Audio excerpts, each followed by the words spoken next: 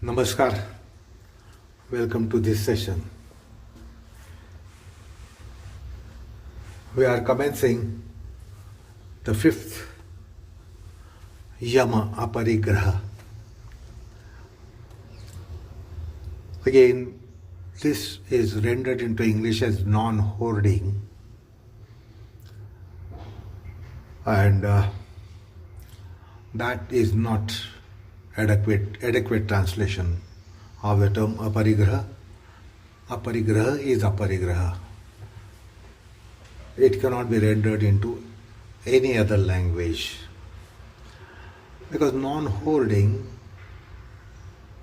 could be something that would come in moral ethical practices,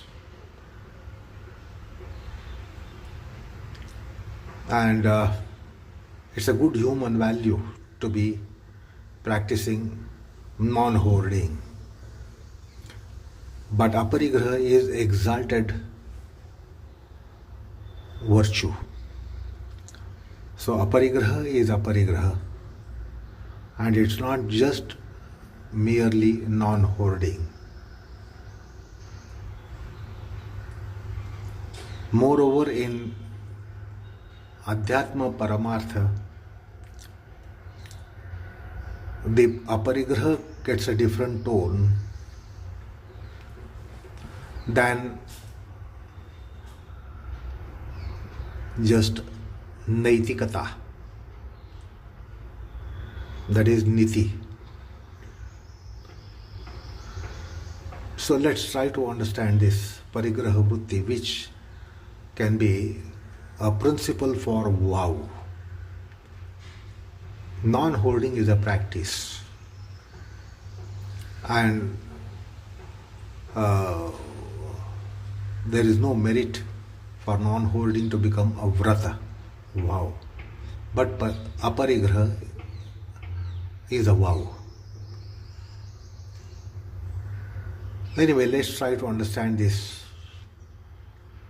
term in the light of ethico-religious system of Patanjali, as to why Patanjali has brought Aparigraha, what is the notion, idea of Aparigraha here.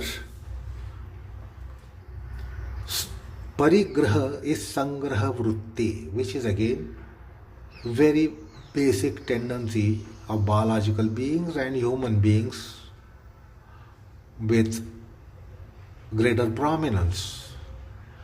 Because amongst all living beings, human being has monstrous tendency of sangrahavrtti. Sangrahavrtti means to amass, to accumulate, to stack up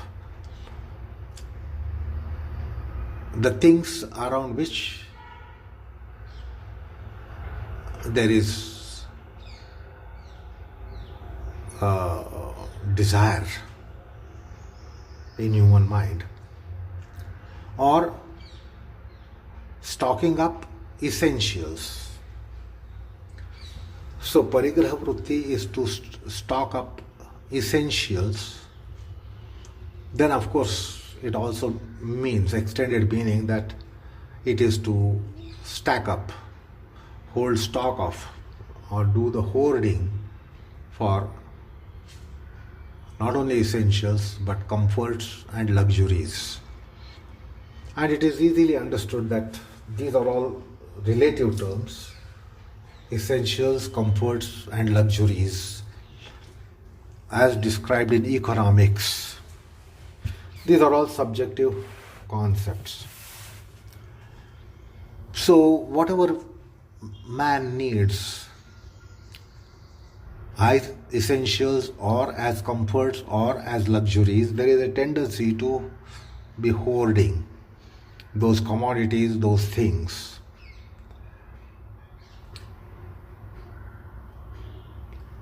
And for mundane life, it is acceptable that we do some amount of hoarding or stocking up. Unlike the subhumans,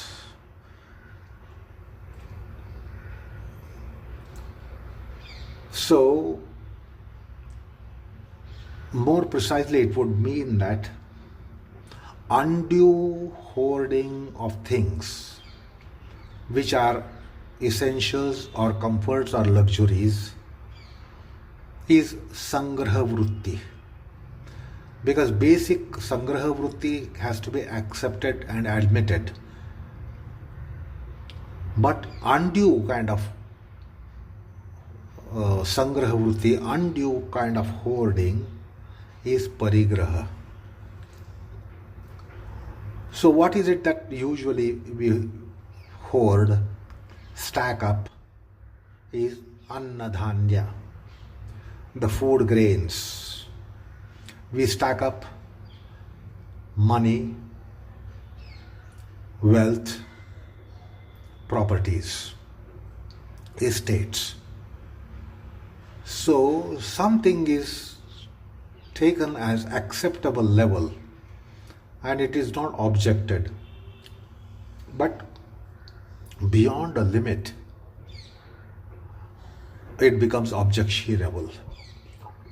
So that is why there is something called as sangrahavrtti and Unaavashaka sangrahavrtti.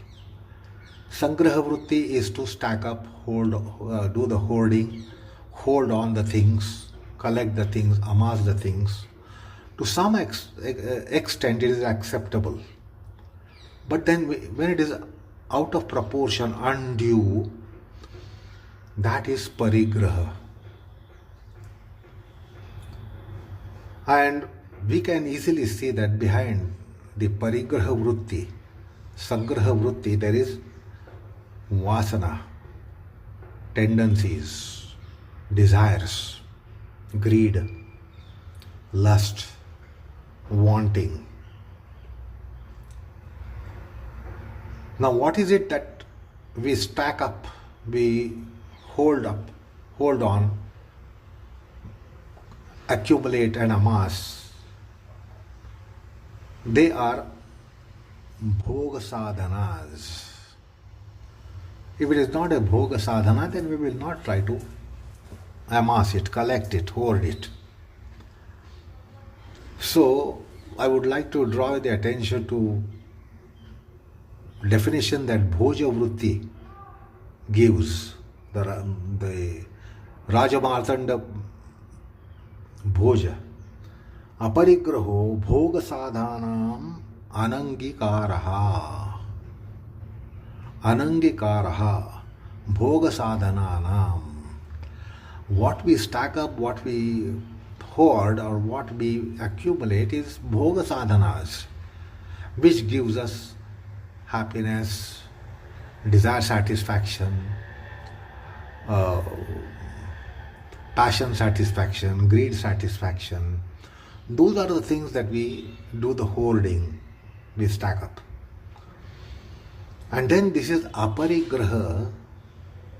Aparigraha means bhogasadhananam anangikaraha, not even to accept it.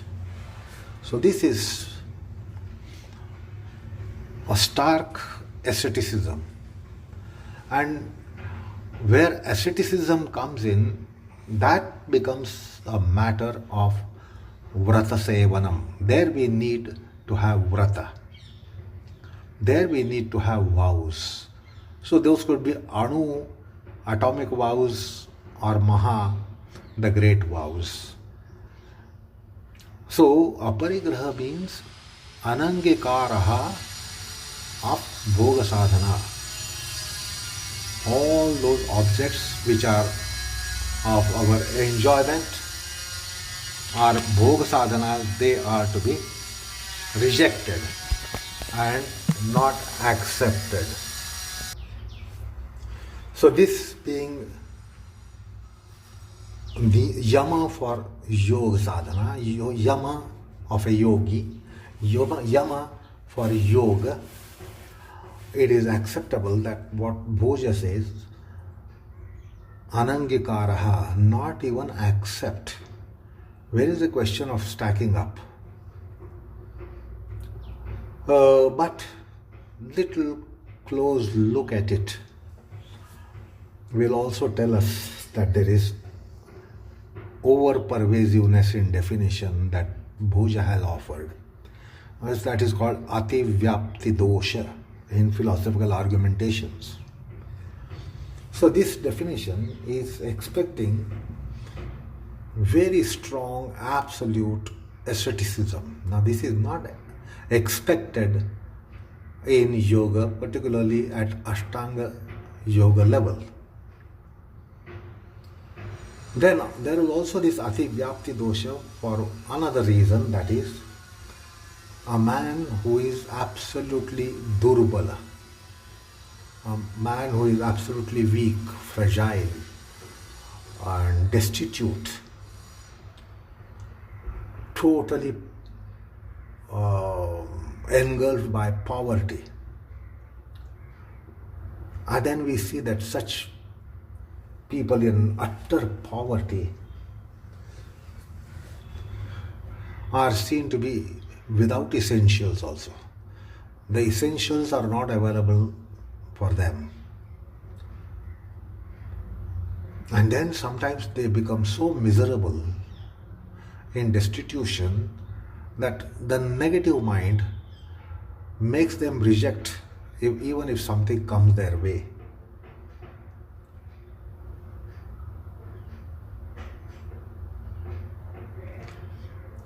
So either absolute non-acceptance of objects of enjoyment called Bhogasadhana, non-acceptance of it would be absolute yati dharma, sannyasta dharma, sannyasa dharma.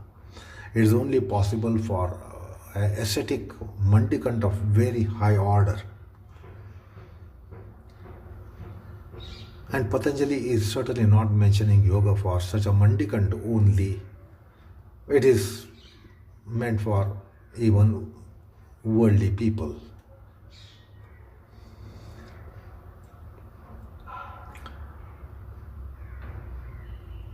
Then if you say that one is allowed to stack up, accumulate the things as much as necessary or as much as essential, then that is also this little vague quantification.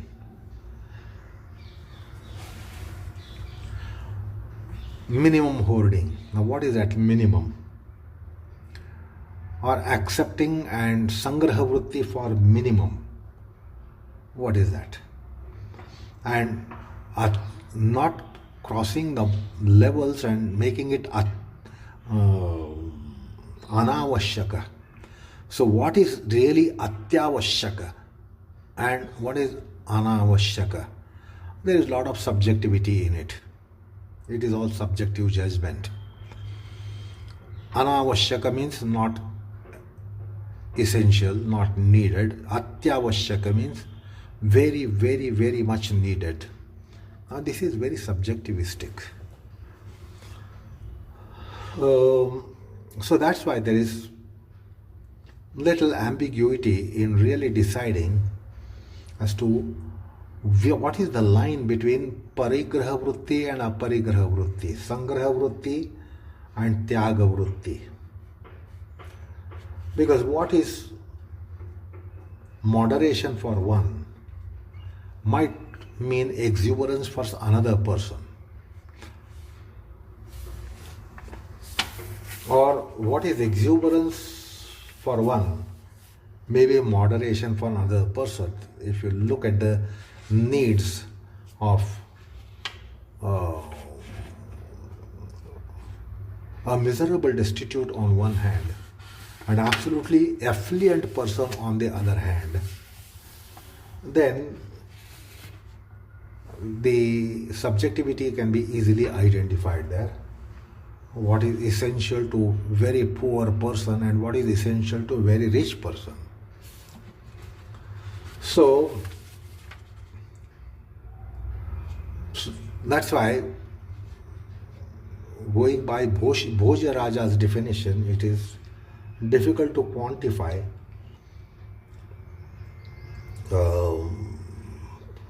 as to what is Aparigraha.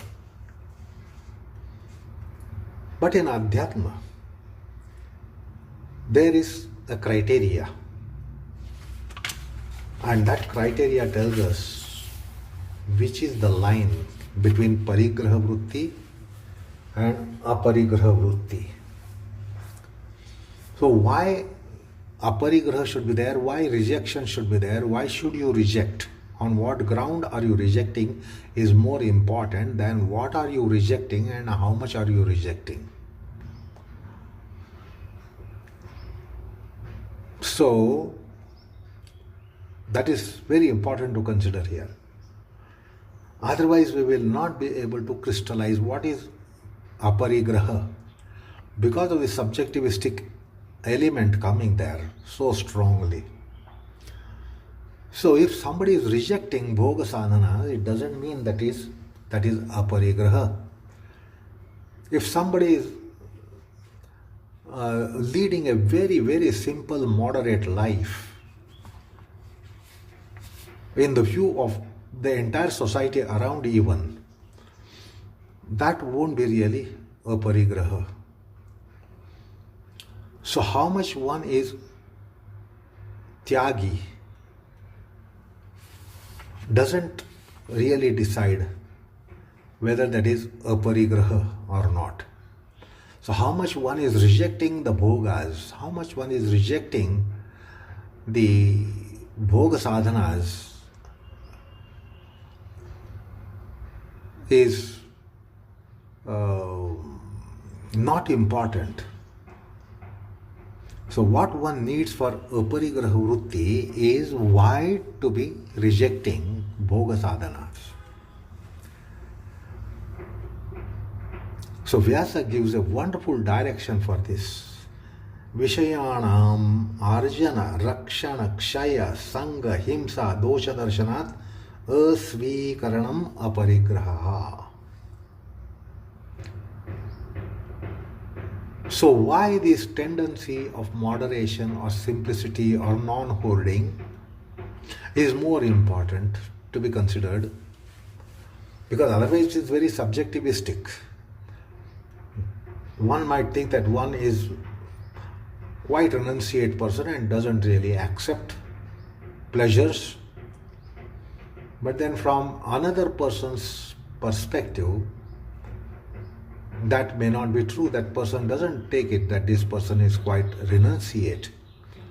And therefore, they keeping the subjectivistic things aside, besides, Vyasa tells us which is Aparigraha, whereby there is this sanyasta vritti, sangrahavrtti, Aparigraha vritti.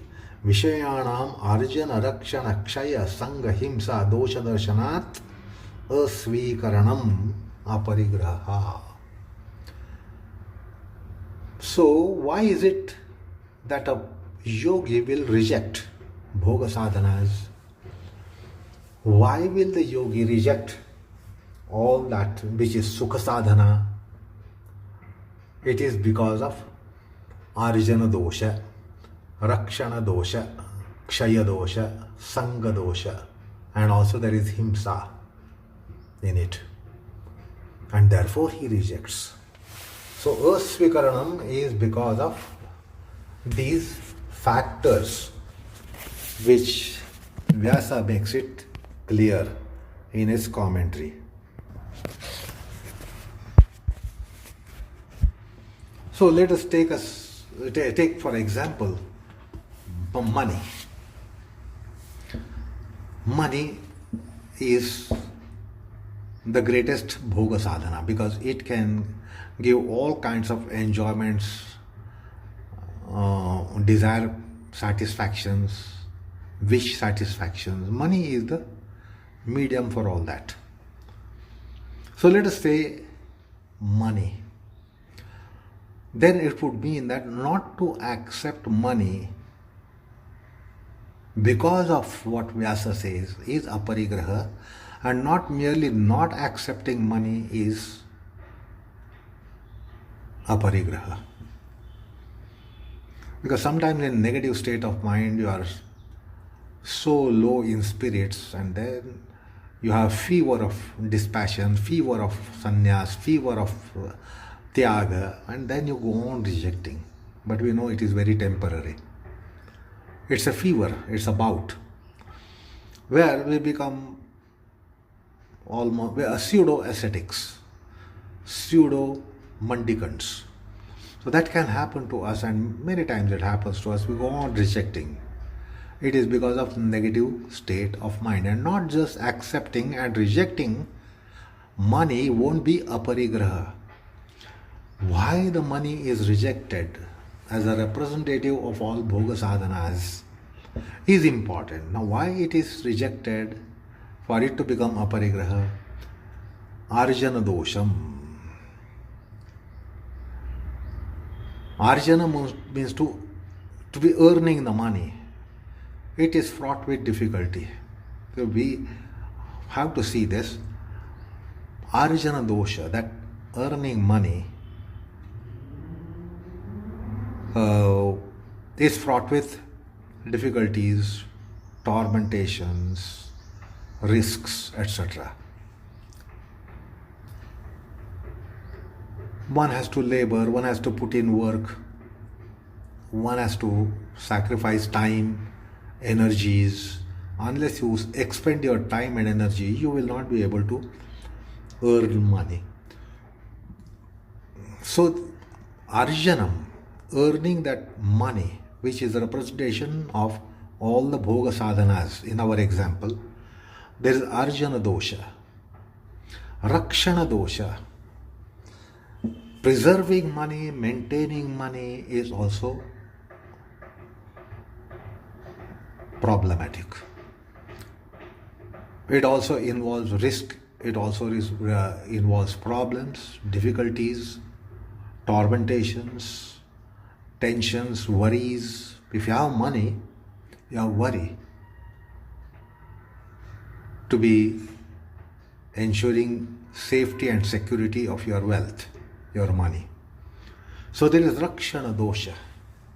You have to think on a plan, foolproof plan, so that your wealth is preserved, your money is preserved, your money doesn't evaporate and vaporize and get lost. So it can be very, very easy to lose money. So we know how much it is difficult to earn money and how it is easy to lose money. So because it is prone to be lost, money is prone to be getting lost, vulnerable to get lost. There is that defect. You will have to have a foolproof plan to see that your money is intact, the money is preserved. So there is Rakshana dosha. Then Kshaya dosha.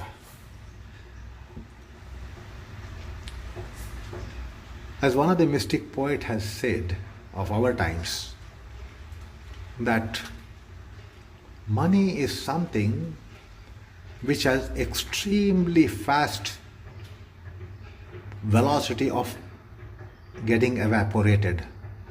Money easily gets vaporized. Money easily gets evaporated. More than liquids like spirit and petrol. The money disappears very quickly. The money dwindles very quickly. Money finds its ways out. It comes in one way, but when it is to go out, it goes in many legs. It has many wheels to go out. So there is Kshaya dosha. That means money is fast evaporating, fast dwindling, fast waning, fast disappearing. Now it needs no explanation for a man of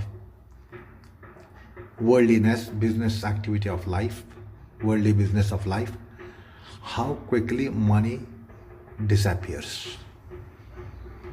How quickly money leaks from where you have maintained. Money can be easily leaking, money can be easily getting evaporated, vaporized, disappear. That's called Kshaya dosha.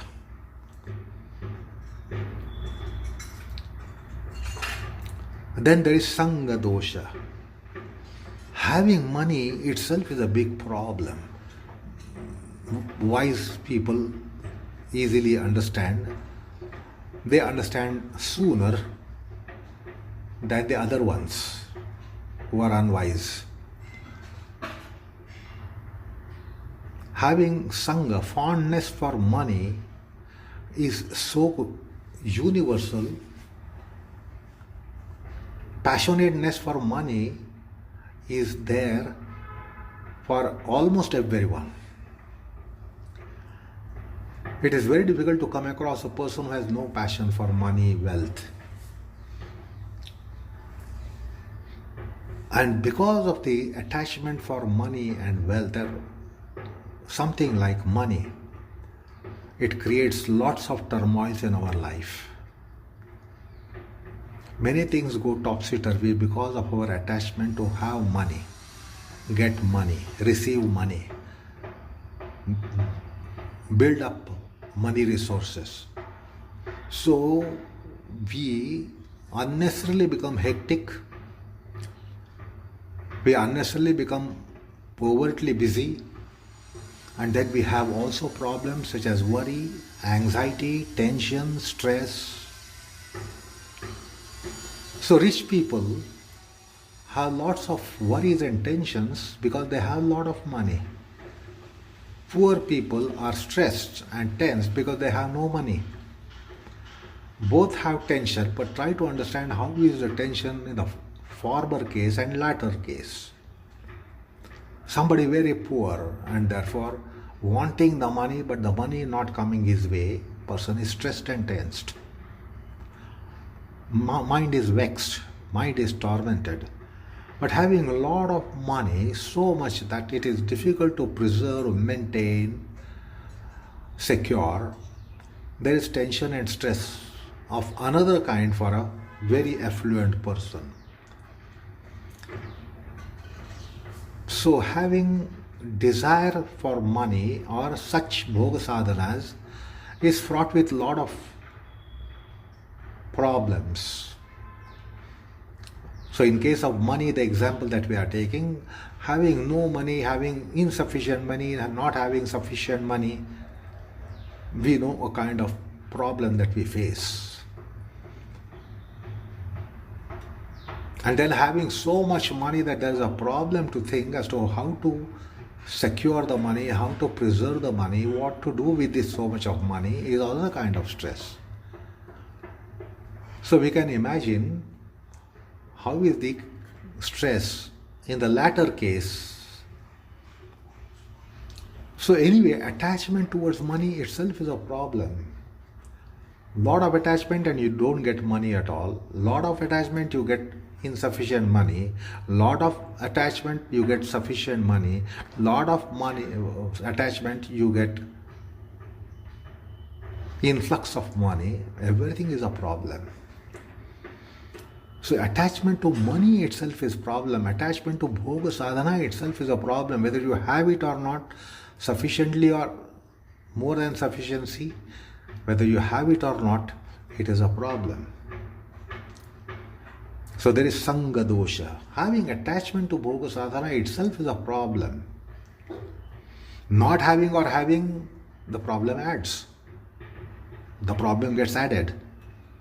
So that is sangha dosha, which should be understood, and by satsanga one will understand these, the sangha dosha factor so clearly. That's why one should go into satsanga, and then you will know how our hankering, our desire becomes our own problem. Our desire is our own problem. Anyway, that is sangha dosha.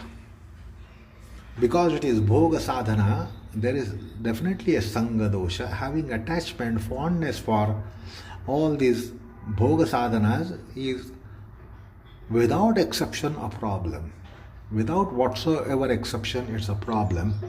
That is sangha dosha. And then there are also himsa. Himsa dosha. When we accumulate wealth, accumulate bhoga sadhanas, somebody is deprived of it. There are many people who are deprived because of your hoarding, because of your stacking up, because of your monstrous desire. Because as economics tells us that there are limited resources. The resources are never unlimited. They are very, very limited. So if it is on one side getting stacked up, held by someone, then naturally many people are deprived. So there is that himsa. And these are all dosha darshanas. These defects are cited, which are arjana dosha, rakshana dosha, kshaya dosha, sanga dosha, himsa dosha. So by discerning this dosha darshana, if it reforms a mind, that is Aparigraha vritti. So basically you must see the defects in hoardings. What kinds of defects you must be clear about, and these defects which Vyasa has listed, Vishayanam Arjana Rakshana Kshaya Sanga Himsa Dosha Darshanat Asvikaranam. Therefore not accepting but rejecting Bhogasadhanas is Aparigraha vritti.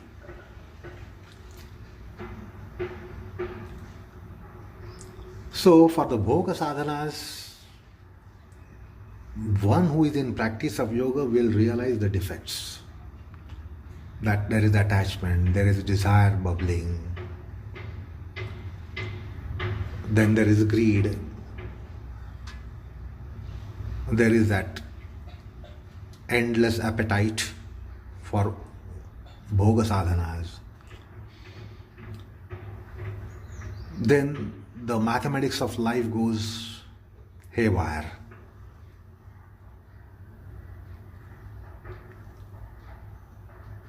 But with moderation and temperance, the life is better managed. And for that, one needs to have Aparigraha vritti. And in Adhyatma, if you are going to carry all your baggages of Bhogasadhanas with you, then you know it's just a mockery.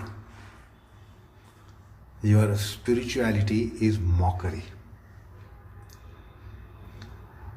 So, one who has Atma Bubhuksha will certainly see that the Bhoga Bubhuksha, Sukha Bubhuksha is waning, getting eclipsed.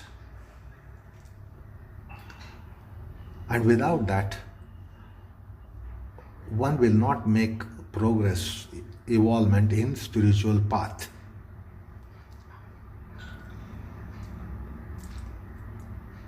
So that's called Bhoga Paranga Mukhatvam. It is so important for spiritual pursuit. Rather than Bhoga Abhimukhata.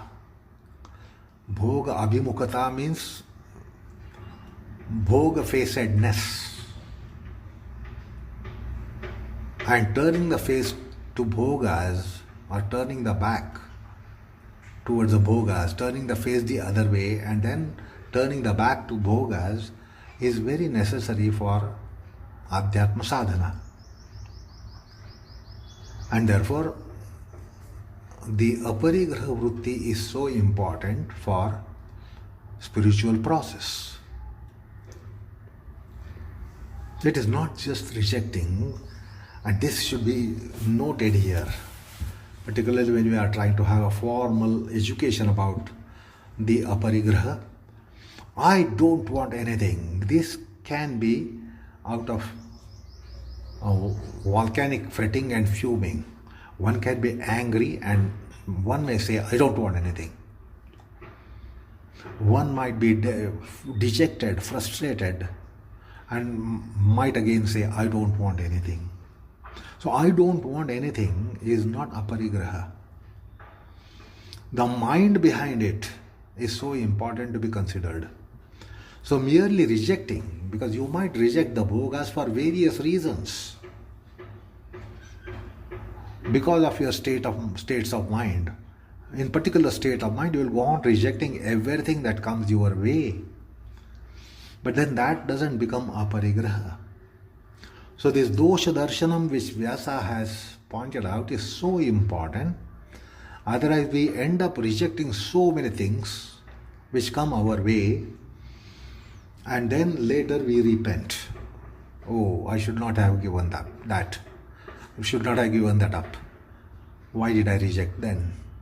So later we repent. It is because dosha darshanam has not taken place. So dosha darshanam is so important. That is called Vishaya dosha darshanam, of which we have spoken about in Vairagya topic that we discussed on an earlier occasion.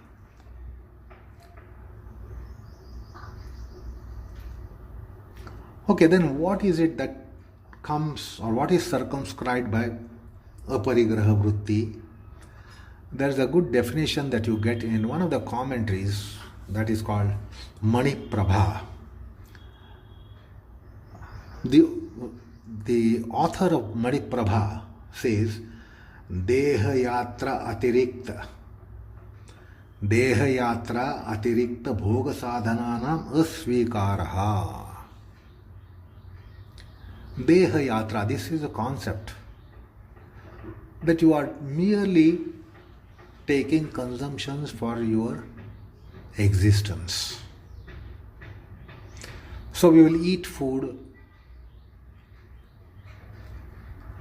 as much as we want, wherever we want, in whatsoever way we want, etc. But it is not Deha Yatra. It is for our vasanas, our greed, our lust, our likes. We consume the things. But in asceticism, we come across this concept, Deha Yatra Atirikta Bhogasadhananam Asvikaraha. Not to take anything more than what is essential. So although essential is a subjectivistic concept and relative concept, we can take it that way, that whatever is essential for me at this point in time, I will take it, and I will not take more than what is essential. And this we learn the lessons from subhuman beings, animals, animal world, birds, cattle, etc. They don't carry food back home. Whatever they want, they need there, and then they eat it, and then they turn their backs. Human tendency is not like that. If you like something, you want to take back home, pack it and take it home. Have you seen any grass grazing?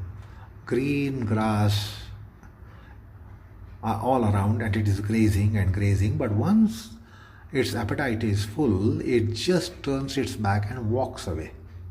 It doesn't think of carrying some grass in a bag, in a carry bag. This concept of carry bag is only for human psyche. This concept of carry bag is not there to animals. So whatever they feel essential there and then, they will eat. They will not bother about evening meals when they are taking morning meals. They are grazing grass in the morning, they will not think about what provision should be done for evening. They just walk away. Whereas we think of evening, we think of day after day after day, week after week after week, and we try to stack up the things as much as possible, wherever possible. So, Deha Yatra Atirikta, just to subsist, just to live, how much do you require? So, not to accept anything more than that bare minimum requirement, that also can be taken as Aparigraha. So it is only for Deha Nirvaha. It is just to preserve the embodiment that one takes bhoga. And taking that much is accepted. Anything more than that is not accepted. So here you can see there is a temperance and moderation for such mindset. But this rejection of bhoga should be based on dosha darshana as mentioned earlier. And that is, in simple words, just go for basic needs.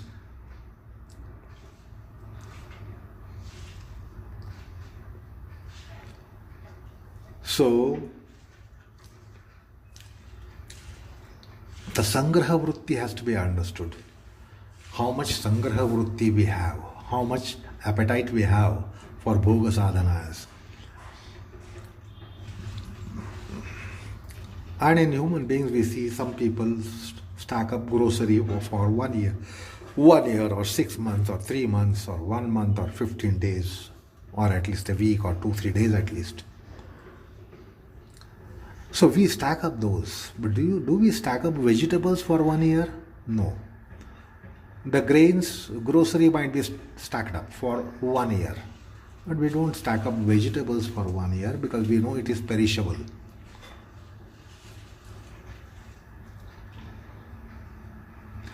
We don't also try to have a spare television.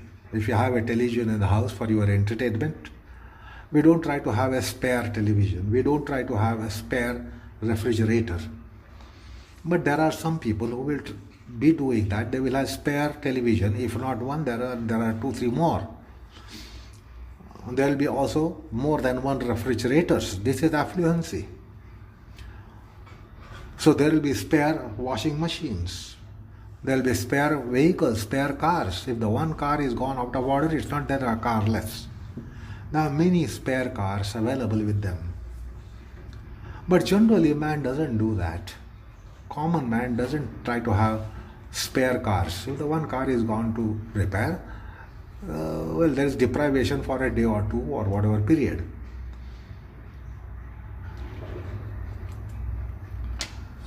So, this is what is called as managing the life. So, for managing the life, he just possesses one car, one washing machine, one television, etc., etc. That is not Aparigraha.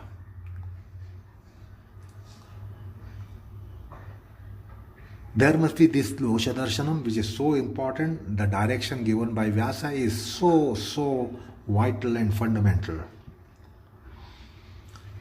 So that's how the Parigraha and Aparigraha has to be understood. Parigraha is a natural tendency. Aparigraha is evolved by spiritual wisdom, satsanga, spiritual process.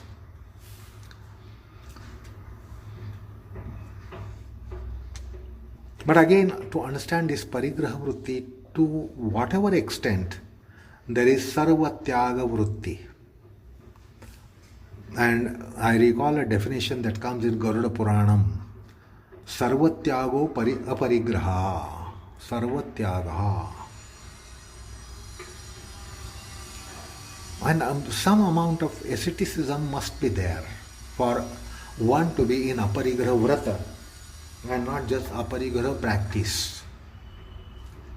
Which has to be exalted for Vrata, manifestation.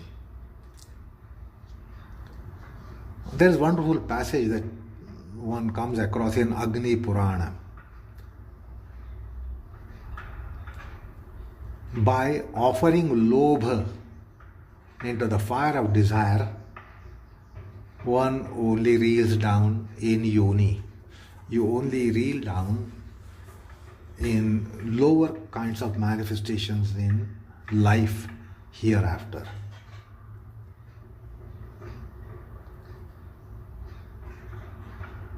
So one must go for basic needs, basic clothing that the human body needs.